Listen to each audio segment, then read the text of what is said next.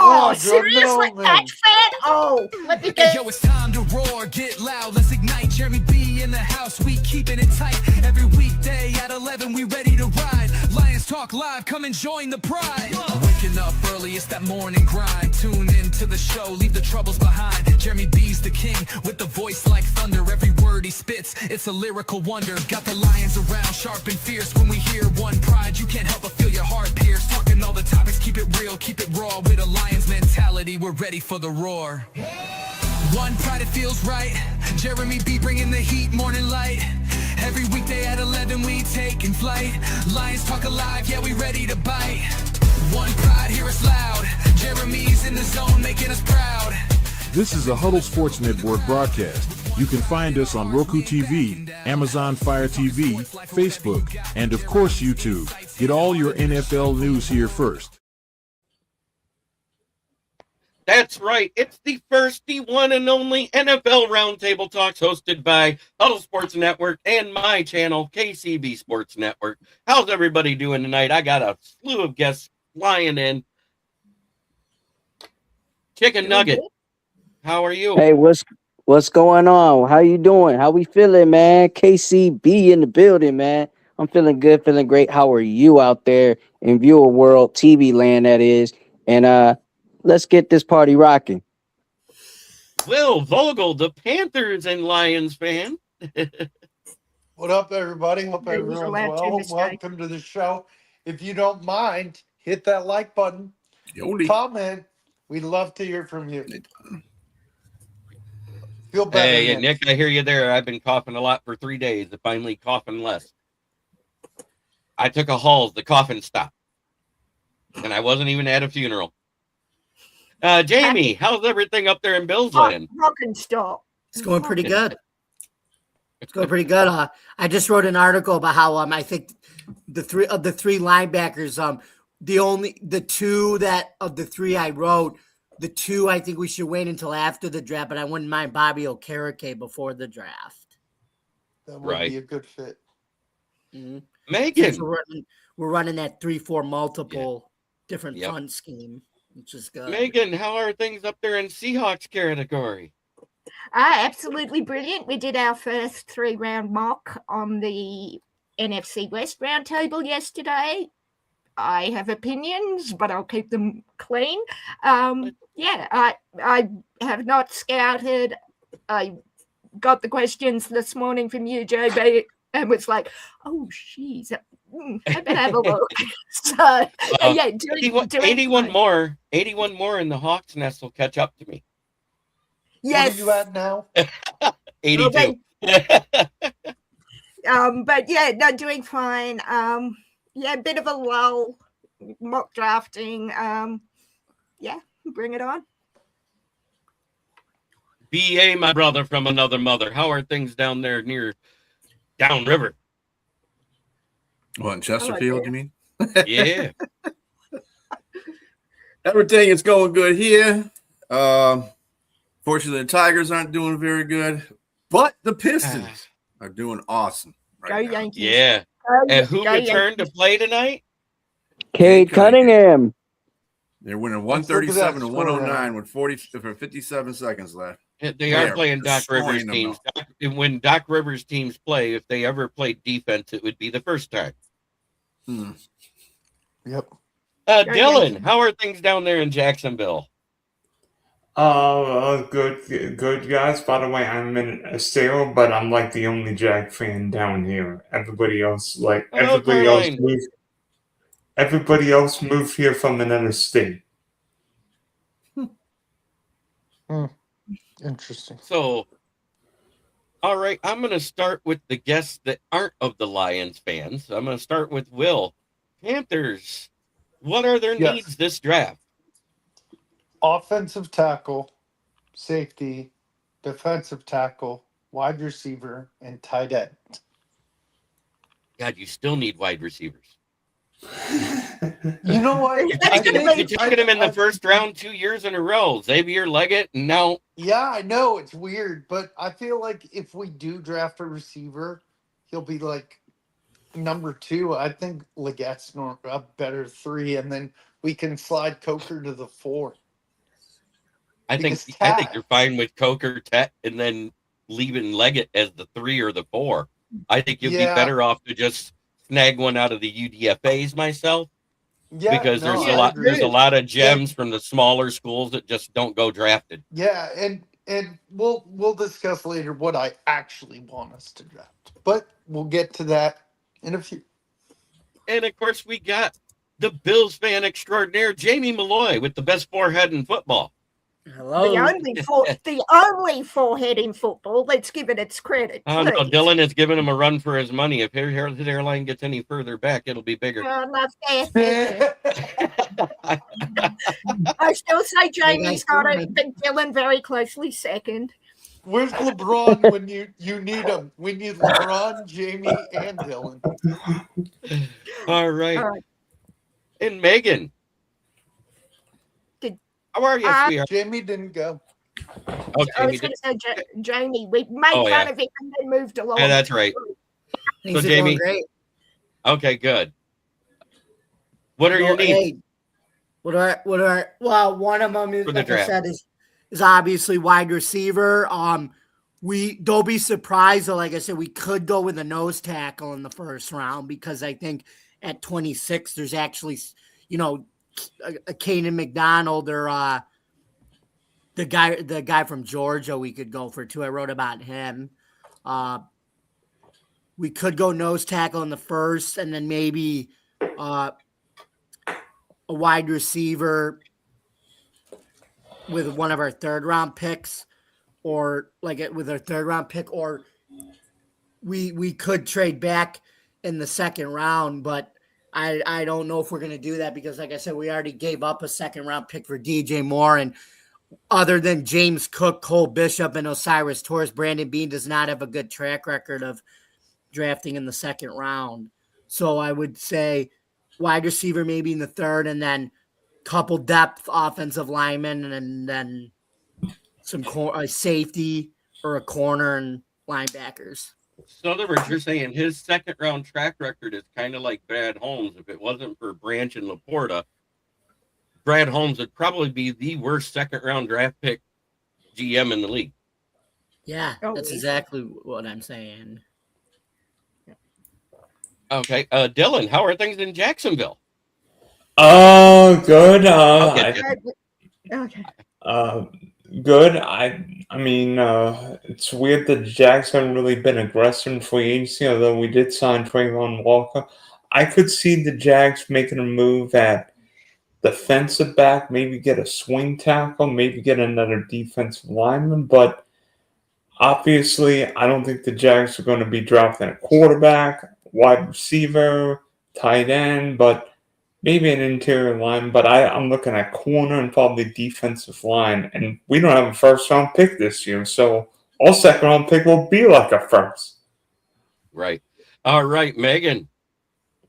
Well, obviously, Seattle's big one is running back to cover K9, of course. Edge, slightly less to cover Boye Mafe. Corner, and again, I'm joining the wide receiver crew, guard, and possible center. But I think O-line is what we cover. We've only got 4 picks, so we don't need a lot, but I think we're just reinforcing trenches and covering running back. And welcome to the show, Jordan of Patriots Media. How you doing, brother? Oh, hey, Jordan. Should I get the Lombardi trophy I've got sitting on? 10 months. Leave them alone. We got 6 of them already. Yes. We already have too much room in our trophy case. Megan, sit down because he got you. We got the one. What a hell of a jab. What a hell of a jab there. Gentlemen, we got the ones that every Patriot fan told me they were getting. Hey, So Megan, also sorry, but they did it before it was cool. I was going to say, they did get the one that you guys should have won the first time. Yeah, and the 1 yard line will never be mentioned again, will it?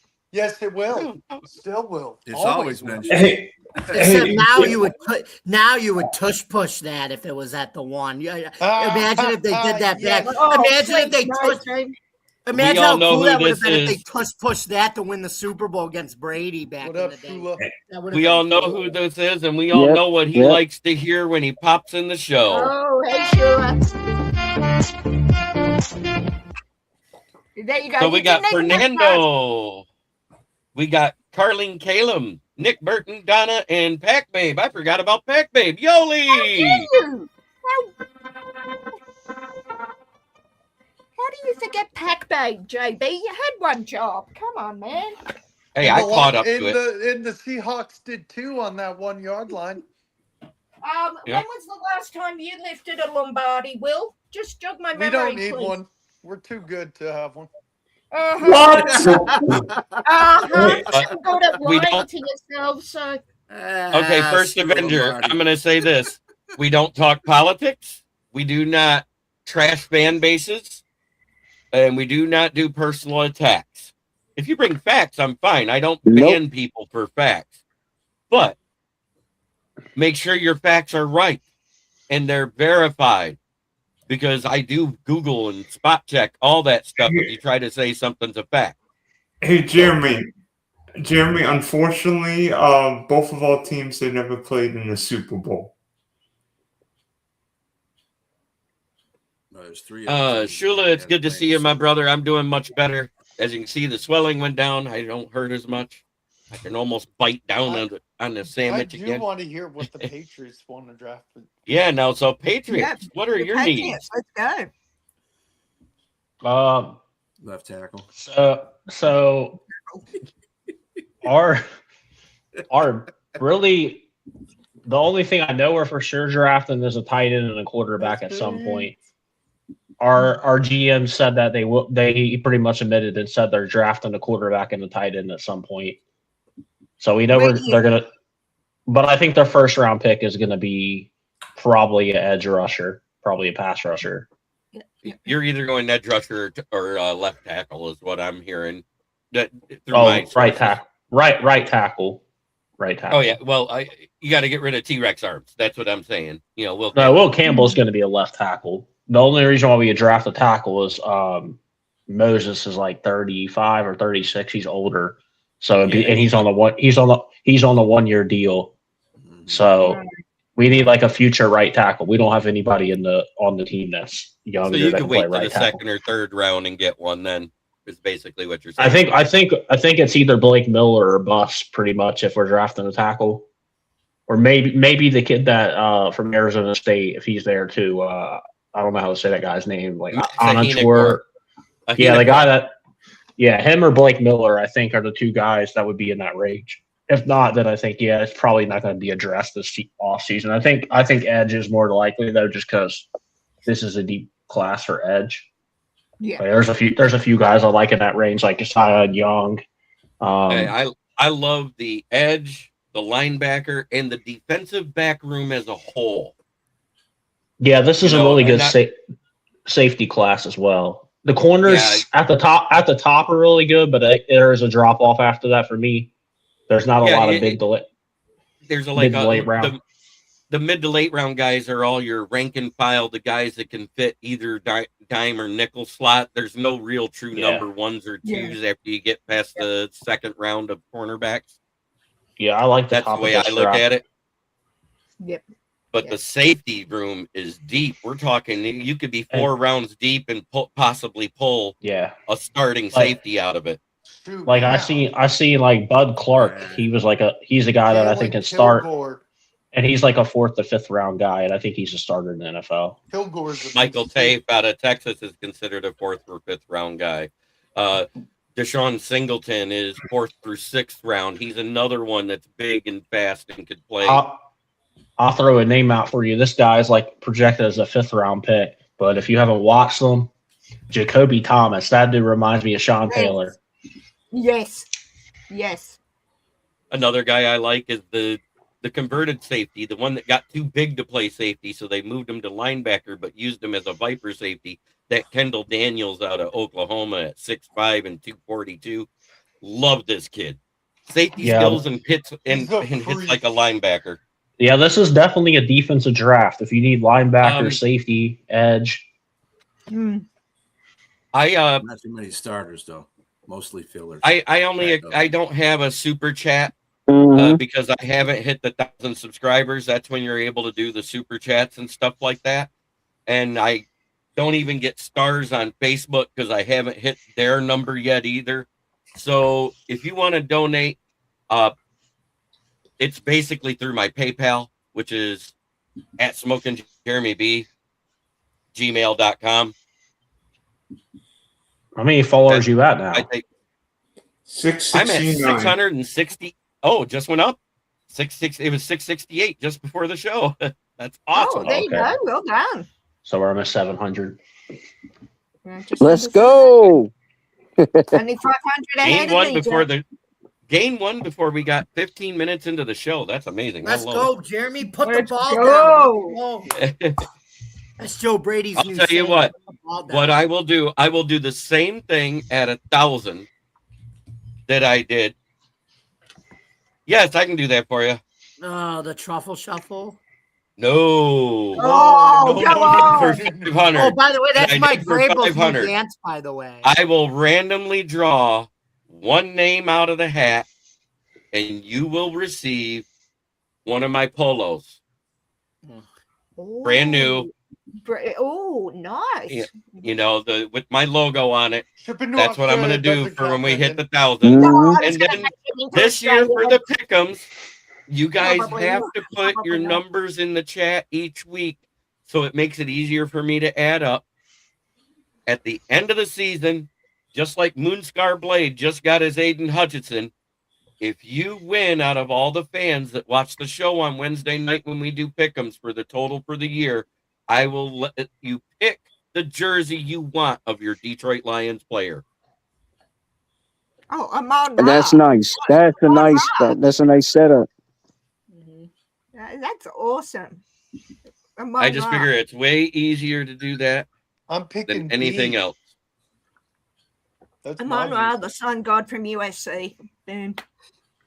the best player from USC, not that that Can I- boy. Can I just get a Dan Campbell bobblehead instead? Fair question. You just might. You just might. Hey, it's your discretion, buddy. Hey, Hey, it's your choice, isn't it, Jordan? Doesn't necessarily have to get a jersey, right? You can get Yeah, we got Maddox back. We got Avante back. Hometown kid. He did good for us last year. So, I mean, it was only right to The bring him back for Lions? depth purposes. Yeah, for the Lions. Yep. I'm You know, I'm trying to helped out. find out that Tufele that we signed. We just signed him 3 hours ago, I guess. Yeah, not Oh, yeah. hey, Megan, what is your YouTube handle? YouTube. Now let me check because I just had to change it. Hang on. I was hoping Dan would come on so we could see him cry when they trade Dexter Lawrence. Dan, Yeah, Uh, Leonard I doesn't will- come I on will- that often. Hang on. I will put mine in the chat because I Yeah, just but get a but to my bobblehead of understanding, Mike Vrabel. but to my understanding is that Dexter Lawrence is worth 30 mil. Well, yeah, if you 30 look at the million a guys year. that are getting, I mean, if you look at the guys that are getting paid in that range, Chris Jones is declined and he's getting paid like Who? 31 million. Chris Jones. Who? Chris Jones. I mean, what? hang on, guys. To answer the question, my link is now in the chat. Yeah, but that's a I mean- one up too. If you're getting 31 mil, that's a one up over him. Milton Williams is getting paid 26, and I think Dexter Lawrence is better than Milton Williams. So, and Milton Williams is on my team. So, There Am you I go, losing? Shula. I just Yeah. put it in the chat for you. My link is just in the chat. And Chris Jones is very valuable to the Chiefs. Very valuable to that Chiefs front line on defense. Very valuable. Chris Jones, too valuable. yeah, I mean, he's declined a little bit, but that's all most players do when they get older. I just had to verify that I had it all spelled right. You know how technical all those websites are, where if you don't have the population or the exclamation point or any of that Or- stuff in or the the right double spot, it goes to dots or- somebody else. Yep. My link's there too, JB, for my new channel. So Yeah, that's awesome. Yeah, and she's a big Back to the Future fan. Yes, got to ride in the DeLorean, as you will see. Yes. Yeah. Is that Who's your on guys' channel? Who's your guys' ideal pick? Jeremy. It really depends on who's there. It's BPNA. And I'm going to say that because Brad Holmes has kind of done that with the first pick every year. It's best player of need available. He doesn't always go with what's on the big board for best available. BA knows what I'm talking about. It's Yeah, who they have George as their knows. needs, and who they have as who they want as their best player available. JS does And that too. so As Bill Tobin used to say, who in the hell is Mel Kiper? Yeah, well, Bill Tobin used to say a lot of stuff. Yeah, too. I was Meg just and I subbed you, by the way. I was asking that question too. Who the hell is Mel Kiper? The guy that Matt Millen went by religiously for 10 years in the draft. Hey, Jeremy, do you remember? The 3 consecutive drafts where the Lions took wide receivers in the first round of all of them? Matt Millen. That was the Millen era. That's what we were talking about. Guess who Wasn't one of them turned that out to be, Charles though? Rogers, Mike Williams, and then Roy Williams, correct? Yeah. And how did that go? And that's about to be Chicken Nugget. Who did he draft in 2007 at number 2 overall? Yes, that was him. Calvin Johnson. Yep. That's about to I be. appreciate it, my brother. That's about to be. I'll tell you that though. Millen drafted him. Shula, I appreciate the donation to the show. Next month's streaming is on him. Will's Panthers might join that party this year with 3 first-round wide receivers in a row. We don't go political here. I don't talk about that No, stuff. we don't do political stuff. This is a sports show. Talk is football. Look at where you're from. Freaking Paris is a rat hole now, buddy. So yeah, I'm going to Paris next year, Jamie. Thanks. Yeah. I really gotta say this for the matter of. I gotta say this. I gotta say this for the matter of Jeremy B. And even BA is that our needs, honestly, is just offensive tackle and then edge, and then whatever we want, we can go get it in the later rounds, and it could still fit for our team. So we're definitely gonna do some good things. Hey, Megan, I'll say this: the number one reason I want to visit Australia is to actually see a koala. I don't know if you can tell. All these pictures on the wall are koalas that I've adopted. Just to let you know, was the kid? Hang on, guys. Whoa. I get called a koala because I might be cute and cuddly, but I'm a vicious bitch, like the koala. Hang on, guys. Dylan, sorry. There was a young child who had half their face ripped off by a koala. Holy crap! The Lions scored 5 runs in an inning. The Lions. Tigers. I mean the Tigers. Tigers. McGonigal scored a run. And they're still losing. What are my Yankees doing? Yeah, it's 5-8. I was gonna say who hit the home run? Aiden Hutchinson. No, Gary Carpenter. We're losing, Megan. Gary Carpenter. Hey, look. 3-2. Hey, look. I didn't know Aiden Hutchinson was the designated hitter. I did not know that until now. Sorry. I got excited because all of a sudden it said Detroit 5. Sorry.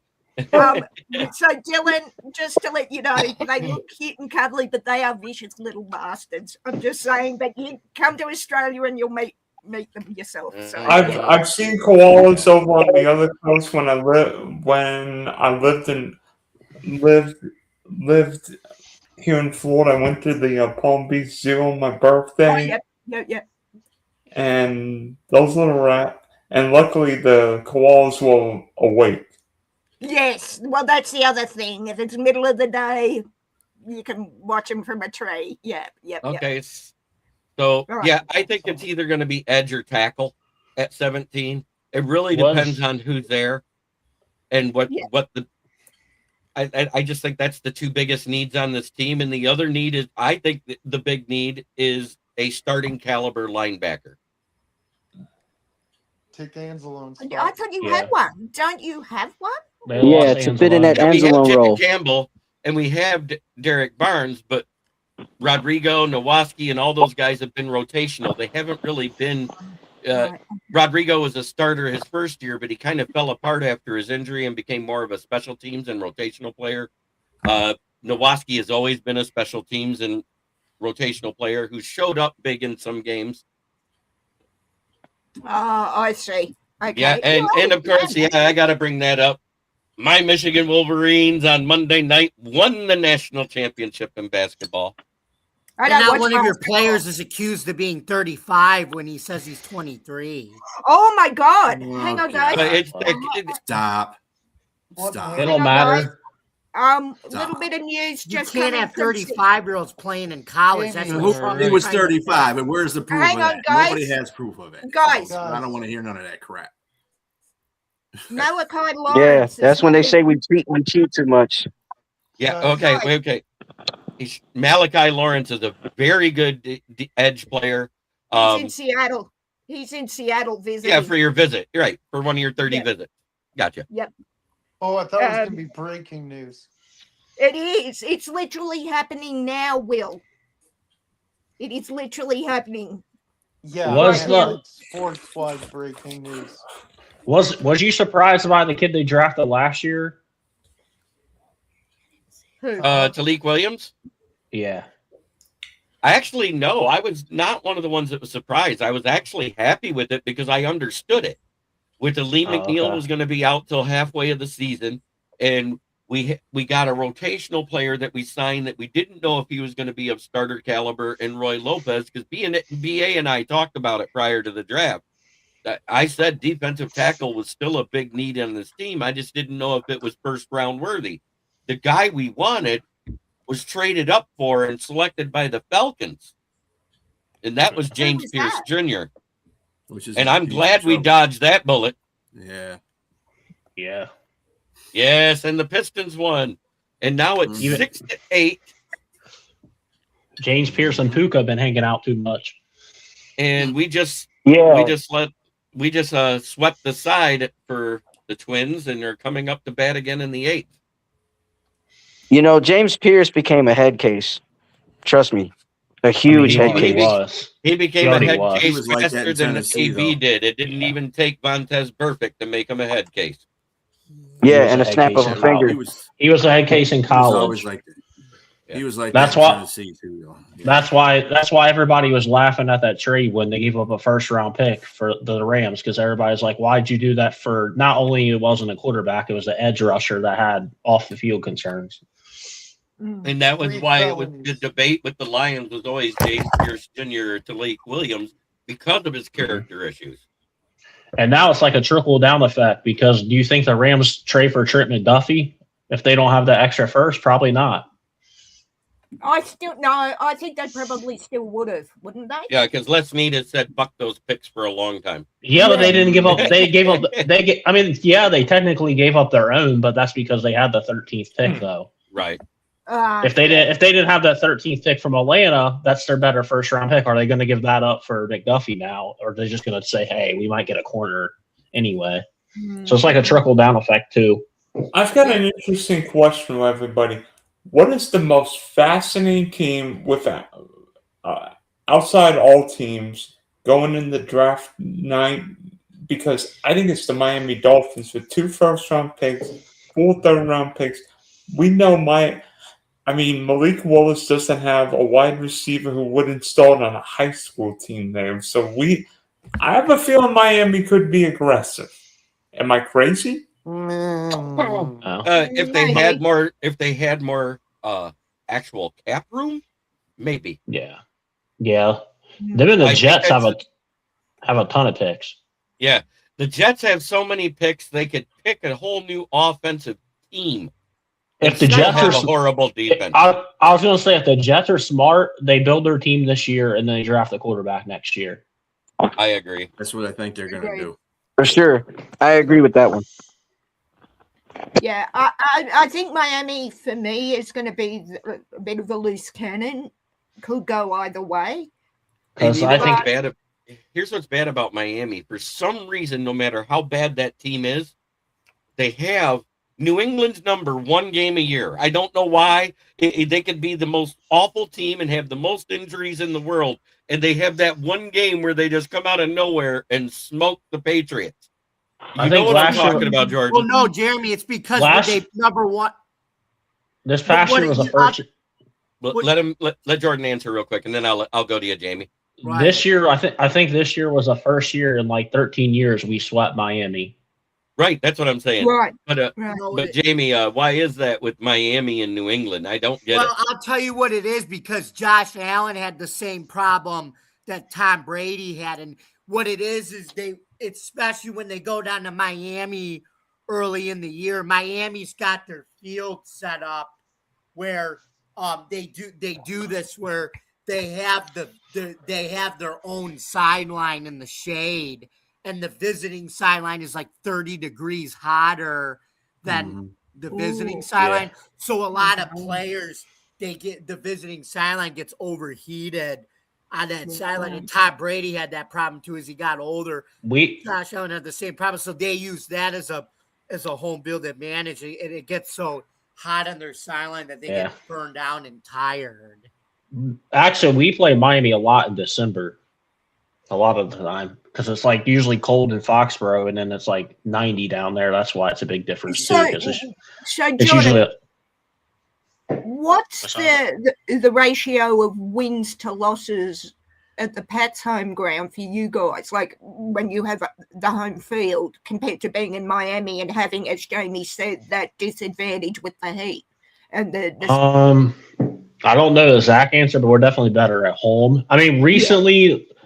I would say the last 5 years we did get beat. We hadn't beat Tua until last year. Last year was the first year we beat Tua, home or away. Right. The thing is also when they played in New England, if the temperature was above 40 degrees, Tua's win percentage is 72%. When it's under 40%, his win percentage is less than 20%. Right. Yeah. Okay, that's interesting. Well, that would be the Dolphins' percentage in general. That wouldn't be just on. No, but I mean, they're saying since Tua's been there and Mike McDaniel. Yeah, but it's mostly with Tua at quarterback. To be fair. Yeah, but still, the team has to win or lose. So it's not Tua winning the game. That's what I'm saying. Judge wins and losses on a quarterback. It's a team. Miami has a poor outlook as a franchise. They're just being poor. Very diddly poo. My thing about them is I don't know what they're doing, because like it seems like they're rebuilding, but then they gave Malik Willis like a decent contract for 2 years. So it's like, is he a placeholder? Are they seeing what he has? Like, and then they're going to move from there. Like, what's going on? I don't know.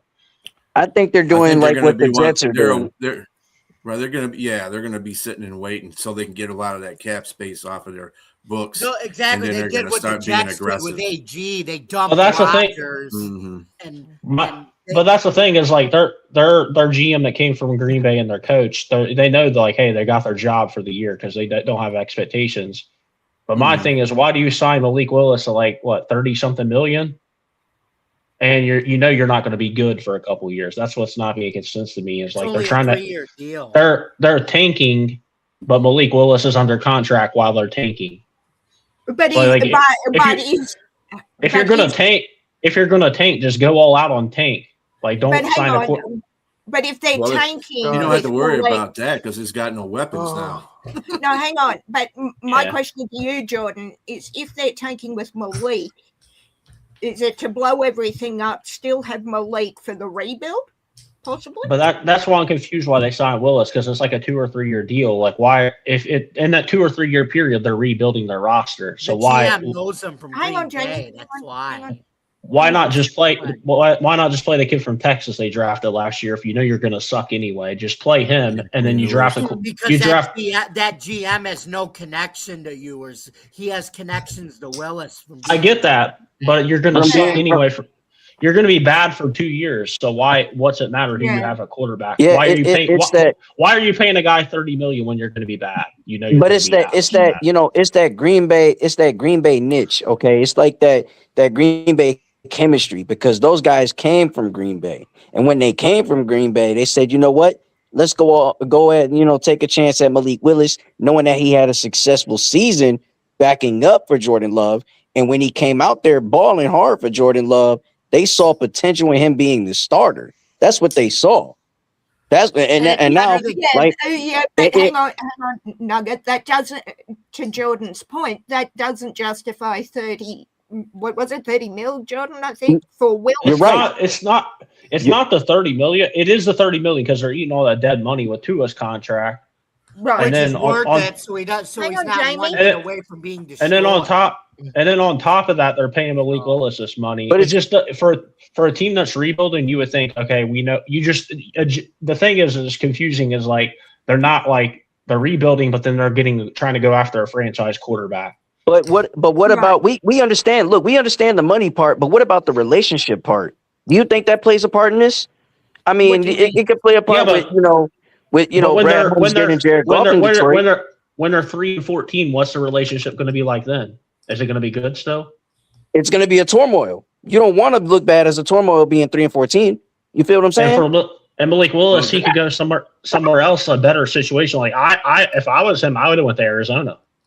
Well, they're going to be 3-14 because of their own doing. It has nothing to do with Malik Willis. I'm not saying this on him, but the thing that's confusing to me is they know actively they're rebuilding, and why would you go pay for a quarterback and pay him $30 million when you know you're rebuilding? Okay, time out. As a member of the NFC West, why didn't they just do what the Jets did and say, "Hey, we'll go for Geno Smith and not a quarterback that we know that's not our future, and we're just going to take a shitty quarterback knowing we're rebuilding." The Dolphins are like halfway rebuilding, but not halfway rebuilding. Yeah, are they? Yeah, but my question is, as a member of the NFC West, why the hell are all the teams Malik Willis could possibly go to? The Cardinals? I'd stay in Miami. Because of Mike LaFleur. But the Cardinals I realize that, but that division's really good. Don't get me wrong, but I think the Cardinals have a lot closer than the Dolphins. No, the Cardinals have Trey McBride, James Conner, Tyler Algier. They got Michael Wilson came along last year. Jordan, I watched the Cardinals choke every single year in their division. Yeah, and when they choke, they don't have no talent to develop. It's time for them to develop some talent and get working and get going. I think the Cardinals actually have. Hang on. I take your point, fellas, but if I'm Willis, I'm staying in Miami. I'm not going to. Guys, don't talk over. I would go to Arizona. I think it's a better situation. All right. So I think I'm going to give 3 names because lately there's Dylan, what do you want to say? I was going to say, where do you guys have not Fernando Mendoza, but Ty Simpson going? In 15 Cardinals second round. Easy. Cardinals second round. They're talking about taking him at 26. Well, to the Cardinals. You know what I mean. Bills are picking at 26, chicken nugget. Yeah, I get your point, but I'm like, wait a minute, second round? Hot take. Hot take. Browns second round. Here's my hot take. Browns take them at 24. No way. No way. They take any quarterback besides Mendoza in the first round. That team is in self-destruction mode because I'm gonna tell you right now, ain't none of these quarterbacks worth the first round. Mendoza's barely worth a first round pick. They're gonna piss you. They're doing it just to piss your door off.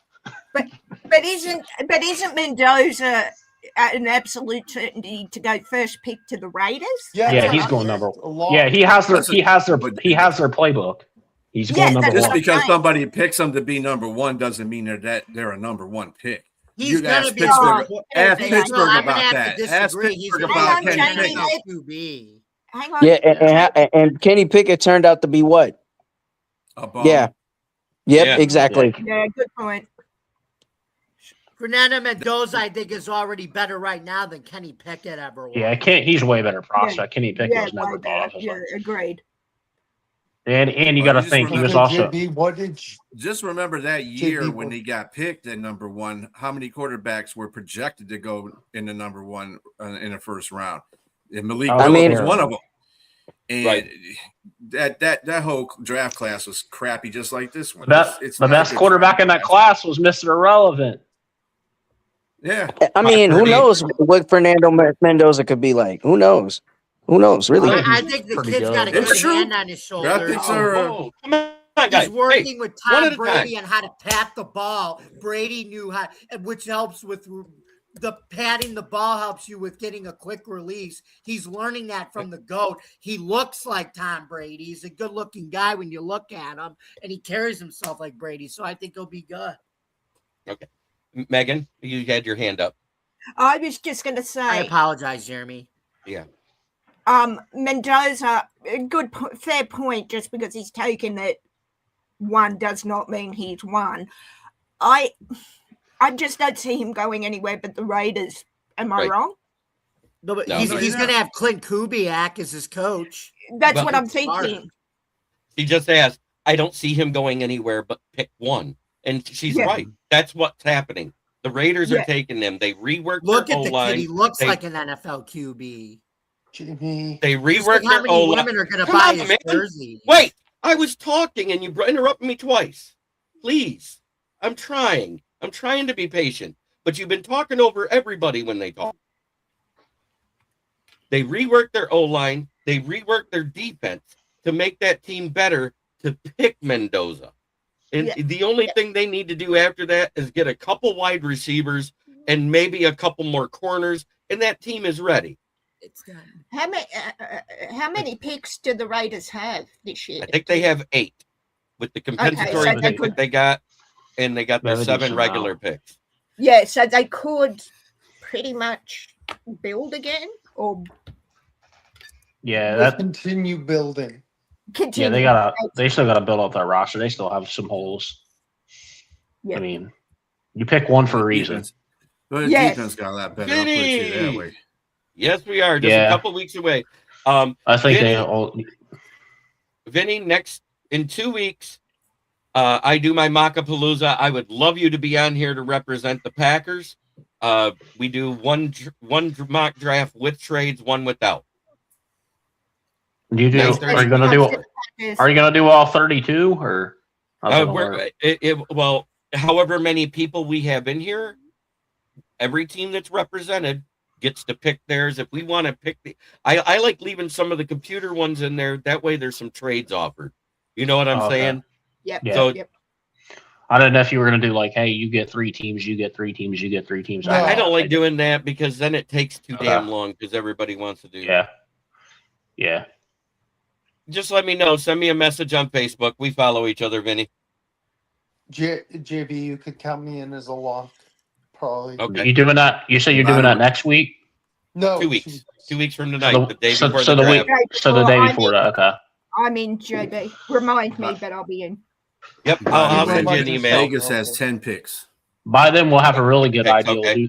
So they ended up with 3 compensatory picks on top of because they didn't really. Oh wait, they traded Jacoby Myers away. That's one of their picks that they got. Yeah, I forgot about that. I think I got a third, a 4th, 5th, and a 6th compensatory. Yeah, I think they got a third for Jacoby Myers. JB, just because I've got to bolt in about 15 minutes, are we doing the players we want?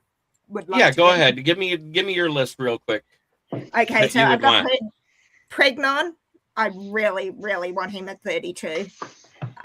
Dunker or Rutledge, Howe, Price or Lawrence. But we've only got 4, so the last 2 I'm not too worried about. But I really want Pregnon for Seattle. I really want Dunker or Rutledge, as I said, interchangeable, and maybe Howe. So yeah. You don't want a running back? Charbonnet's solid, dude.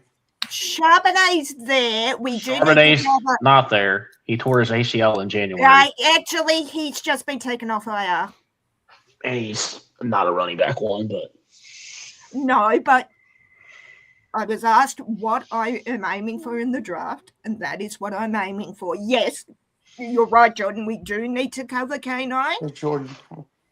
Oh, sorry, Jordan. Yeah, we do need to cover K9, but I was asked who I would aim for, particularly with 32, because we don't pick till 32 and we only have 4 picks, unless some weird thing. You guys only have 4 draft picks? Yes. Ooh, you guys might trade. You guys might trade down then. 4 picks is. Yeah. I don't see us losing 32.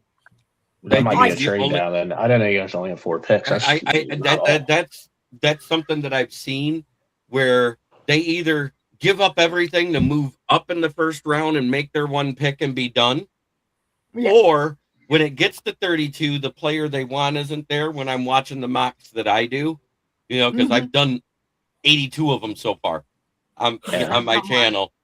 Yeah, that they'll trade back and amass picks between 3, 4, and 6. I would almost do that if I was them. Because, I mean, player 25 and player 40, you're not really having a drop-off in this draft. Right. Well, that's the other thing. I mean, yes, I say I want those 4 players, but I would not be. I want 32. That's the only pick I absolutely want. But moving for future picks, John Schneider has done that. But he also is looking for best player for need and best player available. So I would trade down if I was them. I can say I will be pissed if we trade back 32 with an email, because I am going to be up for 72 hours straight, gentlemen. And if I can sleep in and don't, after having to be up, I am going to be pissed. So I want 32 to be a pick. Does anybody on here actually watch the whole entire draft? Me. Same. Because I do. I do. I do. Okay. To answer your Jordan, question, we I do remember. we do the That shit's small. So Okay. yes.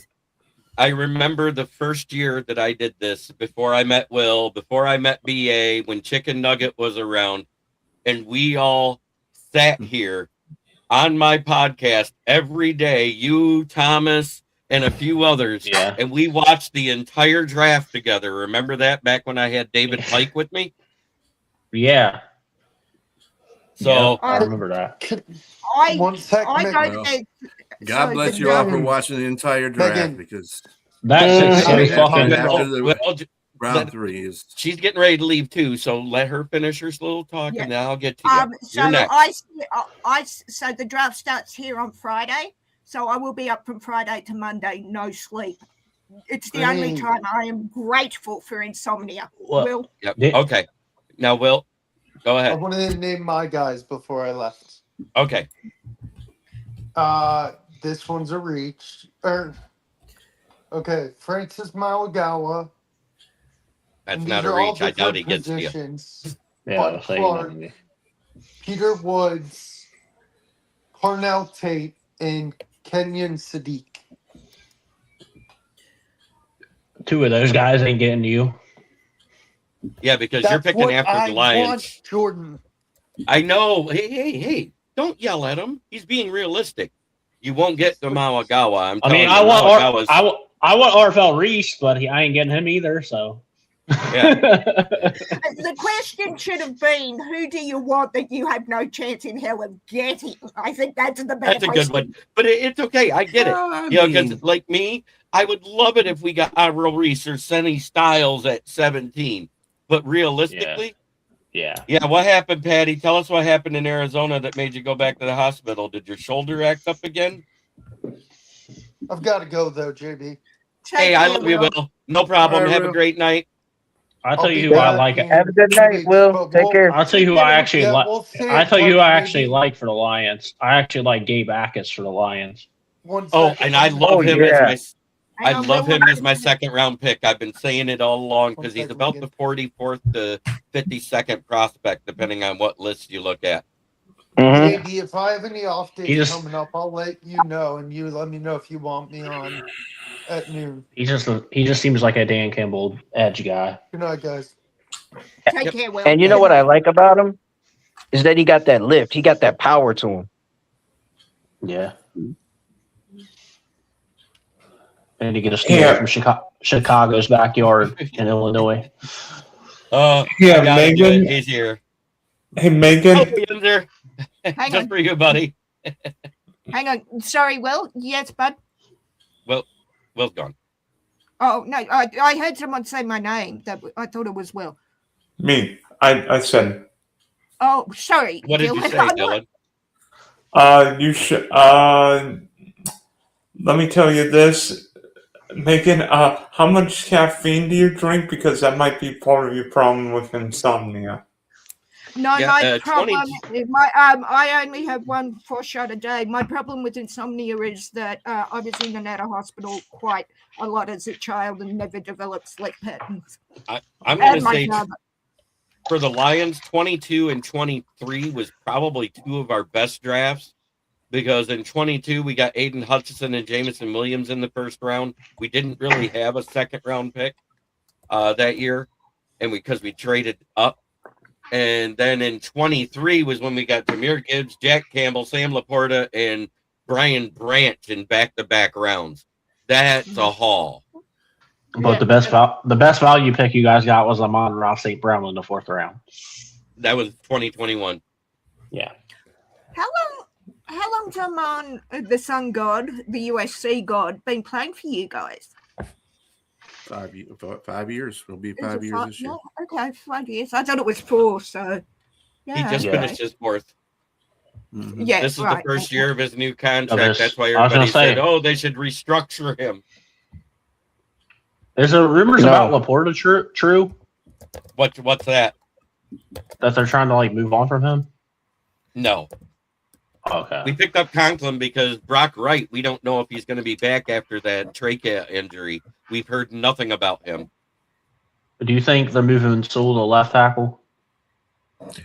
But on that note, I've heard a lot of rumors about Laporta being moved from Lions. You have or haven't? So I have. Yeah, I've seen some. They've heard of them. Yeah, there's been a lot, and they've been had talks with Washington about getting Laporta, because you remember, their tight end has retired, so they don't have a starter. Yeah, Zach Ertz.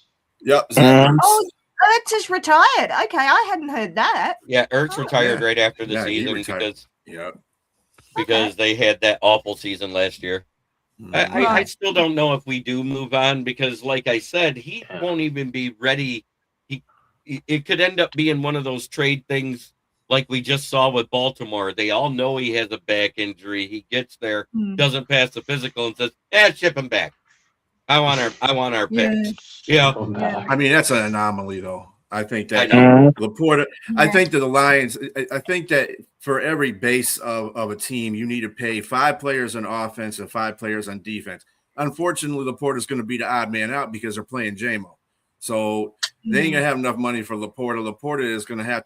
He's just gonna be one of those guys that gets, unfortunate. Would Laporta take a cut? Oh, he doesn't have to take a cut because he's still on his rookie contract, and he was a second-round pick. I mean, worst case scenario, Dan Campbell could suit up for a couple plays. There you go. Wait, well, Vinny, we did beat up the Bears for you last season. It didn't help. You guys lost. Yeah, it's like Vinny. You have to win when they beat up your team for you, brother. And one thing for sure, 2 things for certain, they're definitely looking at trying to extend Brian Branch. Yeah. Well, I think that's on hold right now, too, until he comes back and plays a few games. Because you remember, we waited for Aiden to play 6 weeks before he got his extension after his injury. And I think it's going to be along the same for him. If Laporta comes back early and looks good in the offseason, because I don't think we're going to move him before the draft. I really don't. I think it's going to end up being more down the road if he doesn't look good after he returns, because it was a herniated disc. It wasn't a degenerative disc disease like it was falsely reported last year. He just had to have some fluid removed. It wasn't the spinal tap to fuse it and all that shit. We got told so much misinformation at the time on what he actually had for back surgery that it blew out of proportion real quick. And he's supposedly supposed to be ready by training camp. What I'm saying is they may let him play, and if he comes back and looks to form like he did the year before the injury, hey, it might be all right. Might keep him. But if he comes back and he's not performing to snuff or anything like that, and Tyler Conklin takes over the starting job, I bet you he's a trade deadline move. Is this the first year of Hutchinson's new deal too? No, this is his 5th year option. Okay. He's still on his 5th year option, so it's only like $10 million. J-Mo's is like $8 million. It's still cheap to have them on the roster right now. Yeah, I knew he was Yes, close. very much so. And what have you guys extended Jack Campbell yet? No, that's the one that'll probably be done first out of all 4 of them. Okay. Oh, they're definitely going to be doing. Yeah, he's going to be one of the Gibbs, guys. they're going to give their 5th-year option first. That way they can take longer to do that one. Because this is year, 4 for him? Sure. Yep. No, never ever. Yeah, he laughed at himself. I really think they're going to do the Jahmyr Gibbs what they did for Aiden Hutchinson, though, just in a different form. I think that if Jahmyr Gibbs is getting most of the carries this year with a newly formed offensive line, got to see how his numbers are. And that's when they're going to base their salary on, or if they're going to even re-sign him. Because, truth to be formed, they can move on from Jahmyr Gibbs. I know nobody wants to hear that, but, you're going to pay him a whole heck of a lot of money. You got Bijan Robinson also getting paid. So right. And they could actually do it the smart way, like I said all along. They could sit there and say, hey, he's our bell cow back now that Monty's gone. Everybody else is like options B, C, and D. We could sit there and just run them to death, franchise tag them, give them top 3 number on the exclusive tag where nobody can trade for him or anything unless it's on our terms. And then the next year, go ahead and transition tag and say, okay, fine, offer him more money, but you're going to give us draft compensation anyways. Who else is in that backfield now? We got Isaiah Pacheco, Sione Vaki, and Jacob Sailors. I forgot you guys did sign Pacheco. And we got Pacheco dirt cheap because he has an injury history. Yeah. And I think Pacheco might turn out to be a beast this year, for sure. Don't care about whoever that is. But that's the thing. He's not going to pick up the load. Do you think he's a 70? He's going to be like a 70-30 running back, 80-20 running back because Jahmyr Gibbs is taking the load. That's exactly what they planned on doing. So do you guys think there's a chance that the Lions bring a 2 running back set with that formation a lot? Like with Pacheco and Gibbs? I think they could because that's a lot of speed at that position. One of them has to learn how to block. That's all I got to say. Both of them don't block very well in the passing game. So it's if they do that 2 running back set, it's going to be a run. You just don't know who's getting the ball. Well, I'm saying you could do passes off of it too because they're both good at route running out of the backfield. Right. Lions really go to that. They go to a 2-back set anyway. They rarely ever do it if they ever do it at all. They're not going to do that. They're not going to do that. I think they might because of the offensive coordinator they have. Yeah, because especially if they in Arizona, but I was gonna say, especially if they were going to trade Laporta, I could see that happen. Yeah, they need somebody to block. Because then you just do the 2 receiver, 2 back set with a blocking tight end. Okay, top 5 wide receiver rooms. I'm sorry, I'm gonna throw the Lions, the Vikings, the Cowboys. The Cowboys with CD and Pickens, the Rams with Luka and Adams, and then the Bengals. I think that's your top 5 right there. Do you agree with that, Jordan? Yeah. Did you say Vikings? Yeah. I said Vikings. Yeah, I think they're up there too. Mm-hmm. Vikings. You said Vikings, Cowboys, Lions, Bengals. Who else? Rams. Yeah, I probably agree with that. And if Mike Evans works out in San Francisco, then you can. Yes, I did say Rams. If Mike Evans works out in San Francisco, they could take over any one of us. Who's other receivers though? Pearsall, and they're keeping Ayuk now. Christian Kirk is also on it. Christian Kirk. Yeah, they announced they're keeping. No, they announced they were keeping Ayuk. Ayuk might be done. He might be done. I think he's done, but. Be he might be interesting cooked. playing him in the division again this year. Trying to think who else might be in that consideration. Bengals at Wanyinza? Who are the Bengals? Wide receivers. I mean, I agree. Bengals got Chase and Higgins. The top 5, I definitely agree with it. That might be the top 5. I'm just trying to think who else has like a good receiving core. No, but Higgins and Chase are dogs, dude. Yeah, I got Bengals. Yeah. Straight studs. I said it. Yeah. And I think I think 6 through 10 you could throw in the Steelers possibly with who they added to be opposite Metcalf. You got the 49ers room is in that lock. I think I'd take the Seahawks over the Niners. If Seattle adds a wide receiver to that room to make it more than just JSN and Jake Bobo, yes. I think Shaheed will have a better year though. Shaheed's going to go off this year. Yeah, he'll have a better year.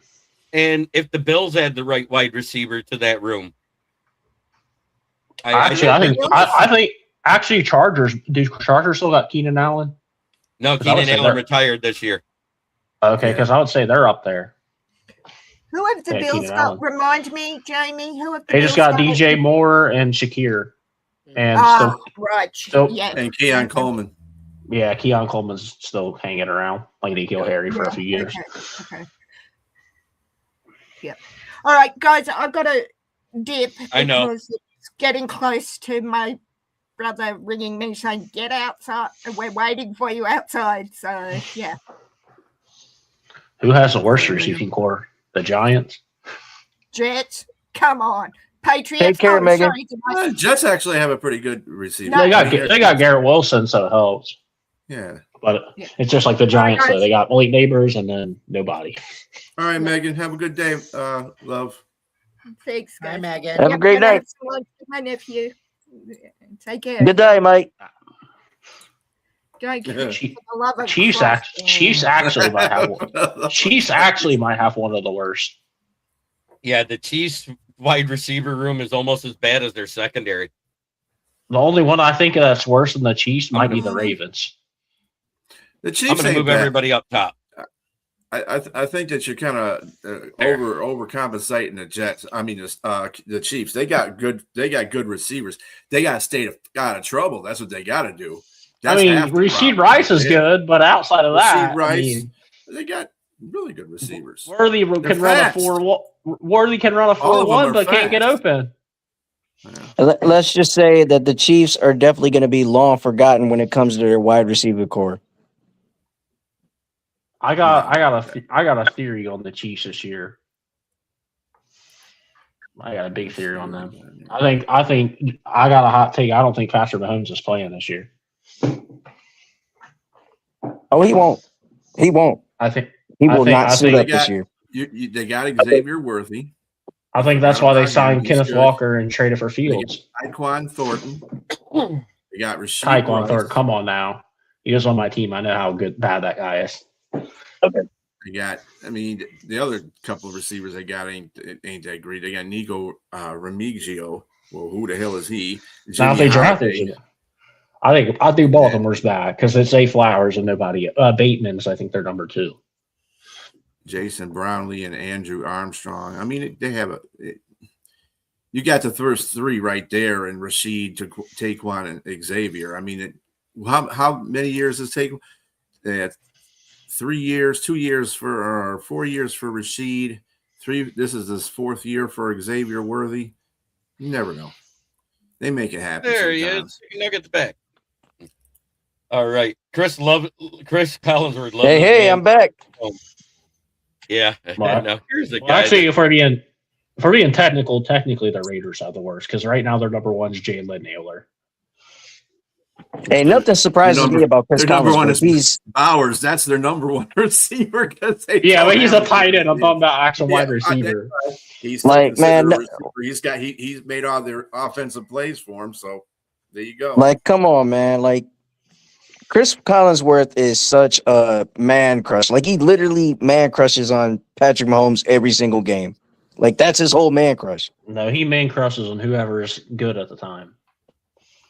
He does the same shit with Josh Allen. He did the thing with Drake May last year. Mm-hmm. Whoever's good is who he'll.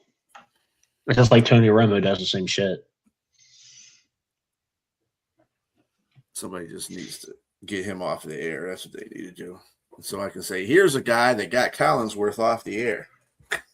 Here's the guy. Could you imagine? Could you imagine Tony Romo and Collinsworth together calling a game? How bad it would be. I'm muting it. Is it stupid? No, I'd say he's at least the top 3 wide receiver this draft. I got Mekhi Lemon in that group. There's one other one that I can't think of right now. But yeah, for the Browns, Jerry, who? Jordan Tyson is that you got? Yeah, that's the other one. I think those 3 are the top guys, no matter how you look at it. Carnell Tate could be 1, 2, or 3. Lemon could be 1, 2, or 3, or the guy he said could be 1, 2, or 3. It doesn't matter. It depends on your preference and what skill set you want. But there's plenty of guys that you could take later, bigger guys that are just as fast as them. Well, Carnell Tate ain't fast, dog. Yeah, Carnell Tate wasn't that fast, was he? I think he ran like a 4.6. Yeah, but he's deceptively fast because on the field with the ball in his hand, he looks faster. Like Amon-Ra, nobody expected him to look fast when he ran a 4.57 that year. And he comes on the field and he looks like a 4.4 guy. So on the field, the problem with the draft, the problem with this whole situation is you don't run like that every play. First of all, second of all. You have to have skill. You have to have good route running, and that's what makes Amon separated from everybody else because he's a great route runner. That's why Keenan lasted as long as he did. That's when people. That's why people when they say they're fast, I'm like fast and. There's no fast. It's fast and. They have to have an and with that fast. Like John Ross was fast, but there was no and. Mm-hmm. Yeah, and great hand coordination too. It's not just about having the speed; it's hand coordination when you're playing. Nelson Aguilar was fast, but couldn't catch the damn ball at all. One of the teams that's underrated as far as the receiving core is the Denver Broncos. They got Jalen Waddle, Cortland Sutherland, and Marvin Mims. That's pretty good receiving core right there. Yeah. Yeah, they're probably I'd say they're running back away from being a complete offense. Mm-hmm. Depending on how they feel about Evan Ingram at tight end.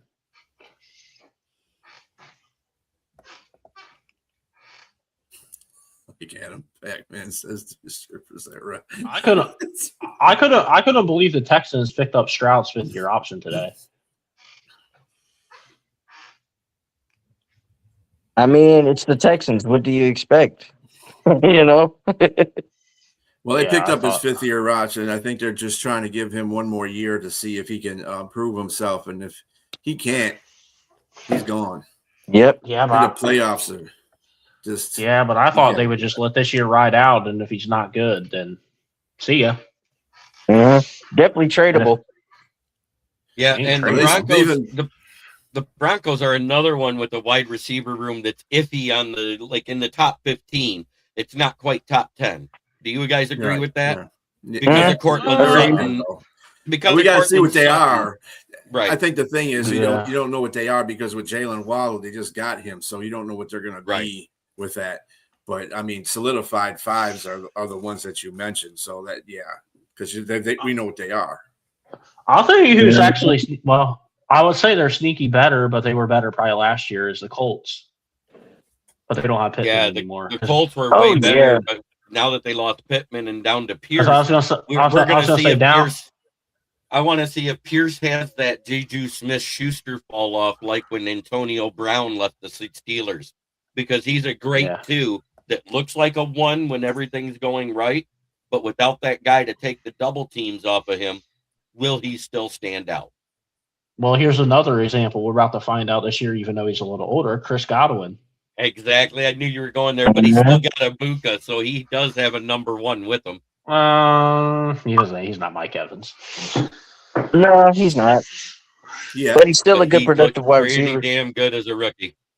When healthy. The thing I didn't like about Ibuka was the fact that he faded in the end of the season. That's what I was waiting for somebody to say. Did you watch him at the end of the year? He started out good. The year he sucked. He was towards a lot of passes. From like week 9 on, he was not good. Yeah.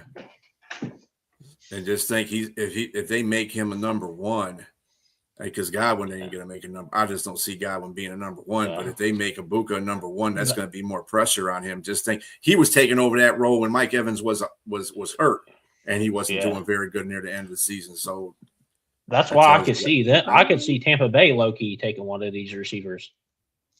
Well, we're about ready to end it anyways. We have gone over the hour. We covered the topics pretty much. So BA at 17.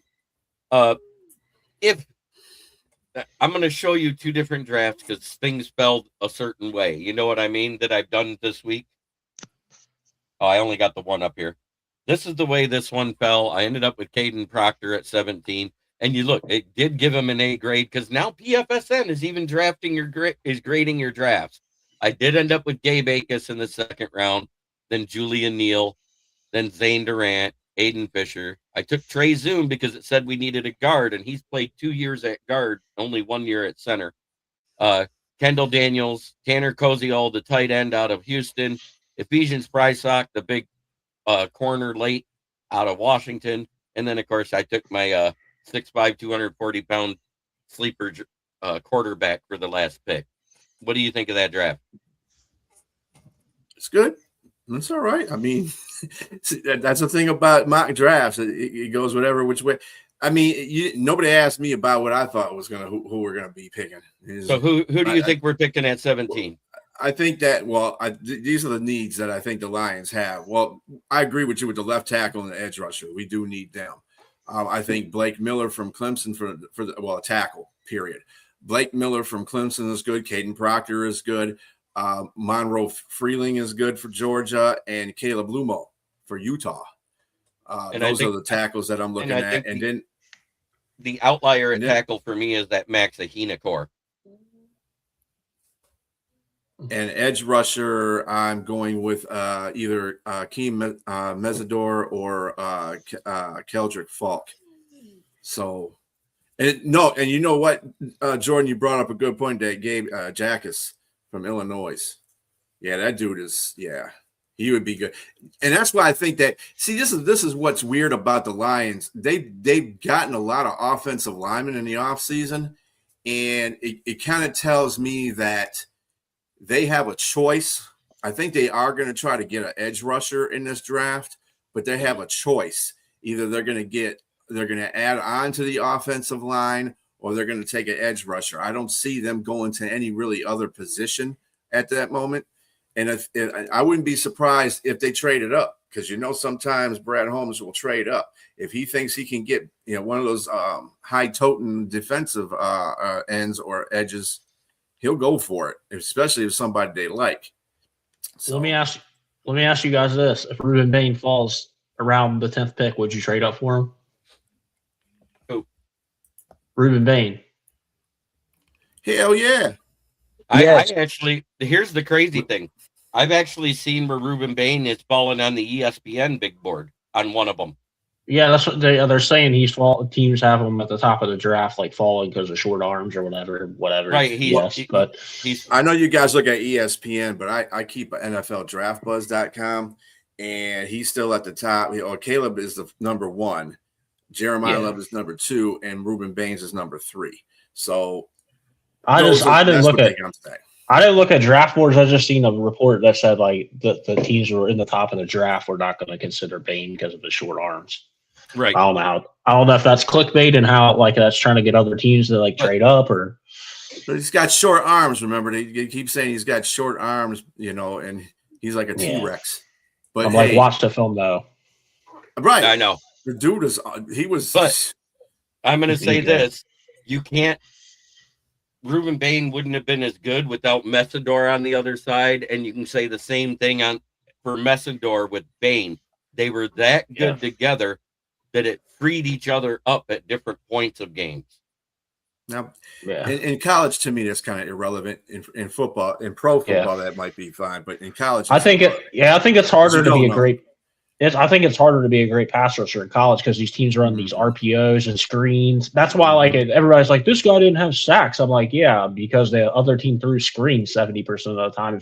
That's just college's offenses. You don't got a lot of time to sack a quarterback because it's RPO and screens, and they're not doing NFL pro offense.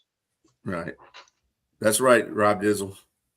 His name is T-Rex. But if you guys got him, you guys might have the best edge duo in the league if you got Bain and Hutch. And again, that depends on what he brings to the NFL too. I mean, with a draft pick, you don't know. I mean, he could be great in college, but then transferring it to the NFL is a whole different thing.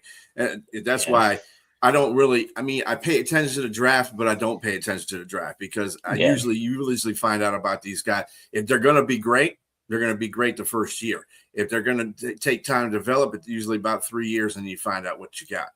But I mean, it would be good. I would take them.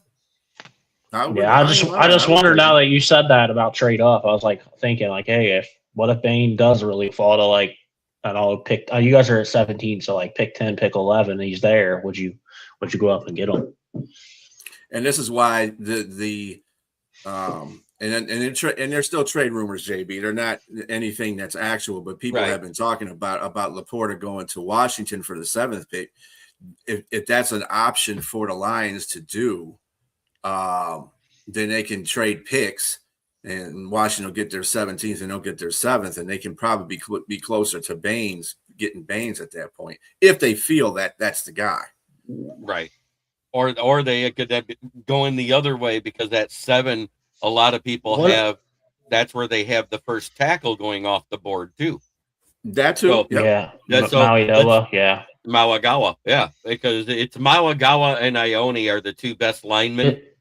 Is corner not a good need for you guys? It's not as big as everybody thinks. Okay. Well, that's because we got 500 damn corners. That's why.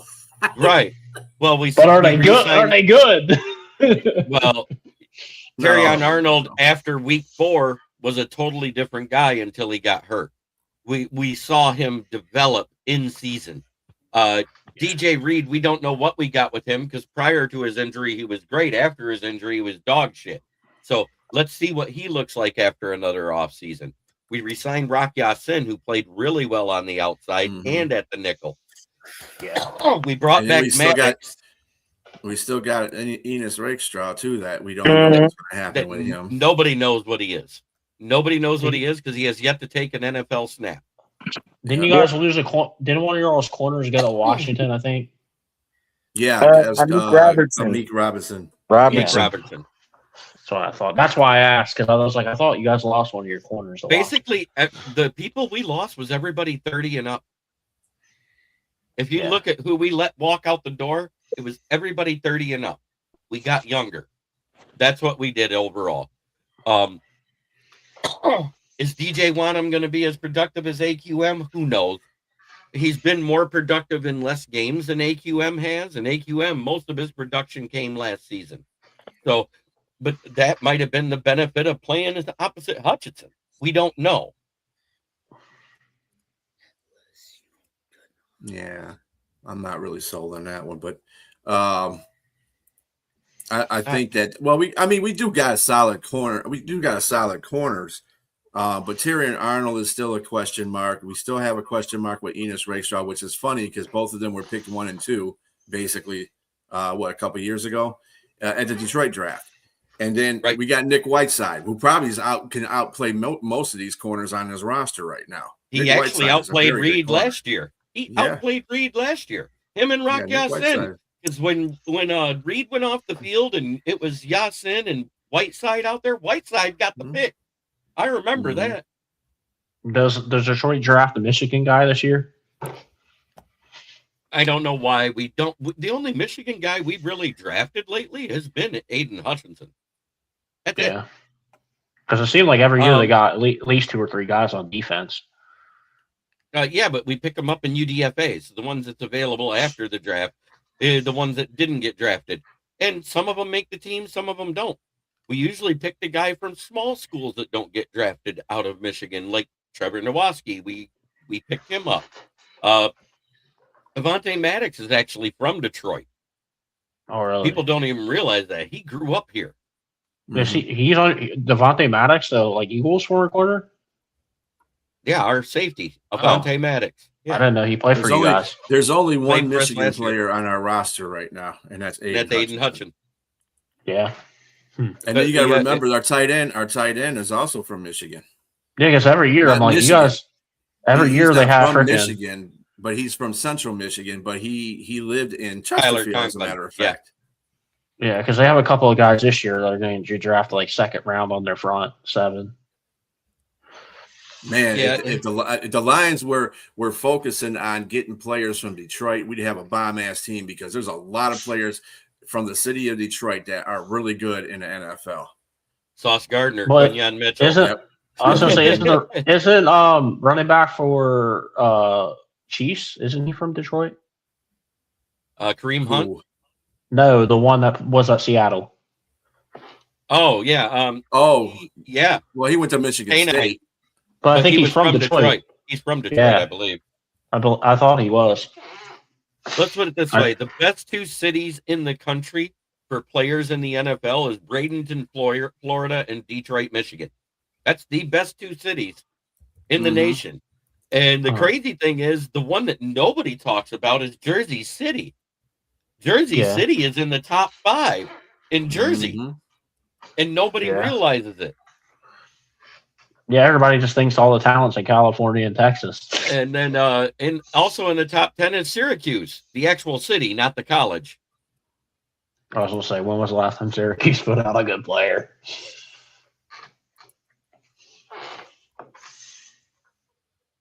We have Fran Brown as coach, though. Well, I want to say thank you, everybody. Chicken Nugget, shout out your channel since they're watching at home in case they've commented. Hey, yo, this is yours truly, Chicken Nugget King 313. Make sure you follow me on Twitter at CNK313 Sports. Follow me at Chicken Nugget King 313. I do sports talk every day, all day, and I'm on LionsNationUnite.com.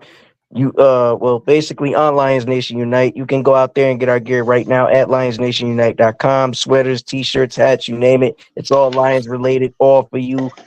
And basically gonna be one pride, swagger to the fullest. And you can even catch me here on the NFL Roundtable Talks to be exact. And go out there and subscribe to the Kid Chicken Nugget King on YouTube right about now with 374 subscribers. So yeah, you know what to do. Holla back at the boy. All right. Jordan, shout out your channel. You still got yours going? Or you just getting started again? I'm probably going to start back up soon, but you can follow me on Facebook, Jordan G Dub. And then I'm going to start coming on here every Wednesday. So awesome. BA, shout out yours. You know why I make Jamie go last. I'm the producer of the McGrath Network podcast network, and we have a lot of shows on there from anywhere from the Unprofessional Professional Sports Show, which is kind of funny. That's on that Wednesday, just before this show actually. And then we have legal. We have a movie show on there. We have a legal show on there. So we got a lot of stuff going on that's just not sports related as well. But we got a lot of sports shows on here. So tune into that. That's the McGrath Podcast Network, MPN, on YouTube. Just sign up and look at it. Go ahead, Jamie. Okay. Thank you very much. I'm Jamie Malloy. You guys can follow me, yours truly, at Bill's Chat 1, at Bill's Mafia Chat, and also Jamie Malloy, the unbiased journalist, at DJ Dog Tags on X. Fansided.com/Buffalo-Down and thefortball.com, where I write about all sports. You guys can also check me out on every Tuesday night at 8 o'clock p.m. Eastern time on Driving to the Top Productions, where Joe Dalio and I do the Subway Conversation Chat. We just did episode 3 of season 3, so you can check that out. And every Tuesday night at 9 o'clock p.m. on Driving to the Top Productions, we do open sports mic with Jeremy, Adam, and all the guys there and Driving to the Huddle, Driving to the Top Productions. And then here on the Huddle Sports Network / KCB Sports Network, every Wednesday night, Jeremy B and our crew talk NFL Roundtable news, NFL Roundtable Talks. And then on Saturdays at 9:00 p.m. Eastern time, we do baseball roundtable talks here on the Huddle Sports Network / KCB Sports Network. Thank you guys very much for listening. Don't forget to subscribe to our YouTube channel, like, comment, and ring the bell for all notifications for more content, NFL and MLB news on the Huddle Sports Network and KCB Sports. You can find us on Amazon TV, Roku TV, Facebook, and YouTube. And from all of us here at the KCB Sports Network and the Huddle Sports Network, I'm Jamie Malloy, and this has been another episode of Wednesday Night NFL Roundtable Talks. We'll see you next Wednesday, everybody, and I'll see you this Saturday for on this same network for the MLB Roundtable Talks. Good night, everybody.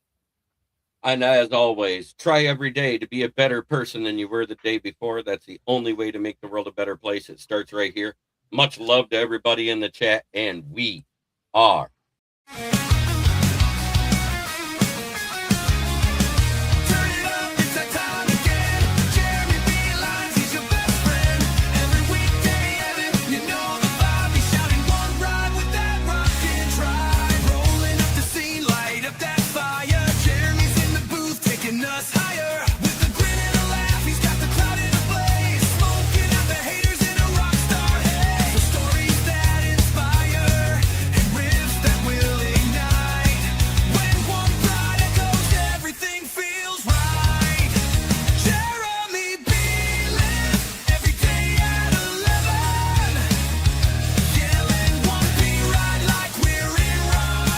This is a Huddle Sports Network broadcast. You can find us on Roku TV, Amazon Fire TV, Facebook, and of course YouTube. Get all your NFL news here first.